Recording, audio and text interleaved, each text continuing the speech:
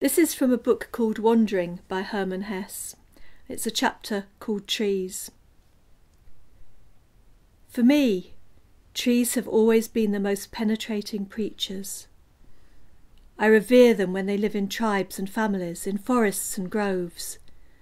And even more I revere them when they stand alone. They're like lonely persons. Not like hermits who have stolen away out of some weakness, but like great solitary men, like Beethoven and Nietzsche. In their highest boughs the world rustles, their roots rest in infinity, but they do not lose themselves there. They struggle with all the force of their lives for one thing only, to fulfill themselves according to their own laws, to build up their own form, to represent themselves. Nothing is holier, nothing is more exemplary than a beautiful, strong tree. When a tree is cut down and reveals its naked death wound to the sun, one can read its whole history in the luminous, inscribed disk of its trunk. In the rings of its years, its scars, all the struggle, all the suffering, all the sickness, all the happiness and prosperity stand truly written. The narrow years and the luxurious years, the attacks withstood, the storms endured.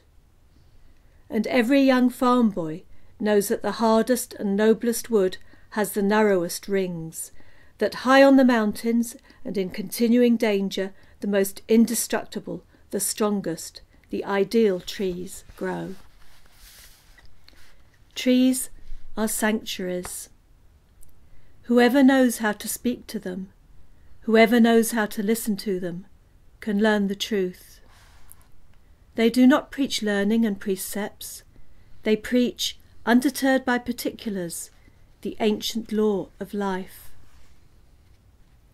A tree says, "A kernel is hidden in me, a spark, a thought. I am life from eternal life.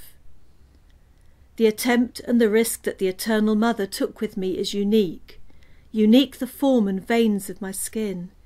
Unique the smallest play of leaves in my branches and the smallest scar on my bark. I was made to form and reveal the eternal in my smallest special detail." A tree says, "My strength is trust. I know nothing about my fathers. I know nothing about the 1,000 children that every year spring out of me. I live out the secret of my seed to the very end, and I care for nothing else. I trust that God is in me. I trust that my labour is holy. Out of this trust I live." When we're stricken and cannot bear our lives any longer, then a tree has something to say to us. "Be still, be still. Look at me. Life is not easy. Life is not difficult. Those are childish thoughts. Let God speak within you, and your thoughts will grow silent. You're anxious because your path leads away from mother and home. But every step and every day lead you back again to the mother. Home is neither here nor there. Home is within you, or home is nowhere at all. A longing to wander tears my heart when I hear trees rustling in the wind at evening. If one listens to them silently for a long time, this longing reveals its kernel, its meaning. It's not so much a matter of escaping from one's suffering, though it may seem to be so. It is a longing for home, for a memory of the mother, for new metaphors for life. It leads home. Every path leads homeward. Every step is birth. Every step is death. Every grave is mother.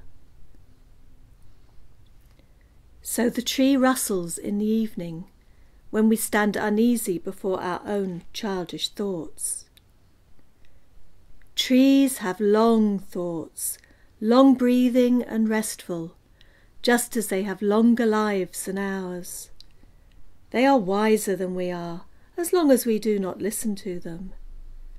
But when we have learnt how to listen to trees, then the brevity and the quickness and the childlike hastiness of our thoughts achieve an incomparable joy.